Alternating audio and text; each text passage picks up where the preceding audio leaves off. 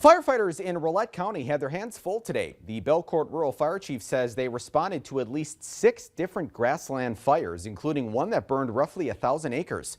AJ Laducer says the fire started in a housing addition between Belcourt and Rolla heading south and quickly spread. He says no one was hurt and they were able to prevent any structures from burning.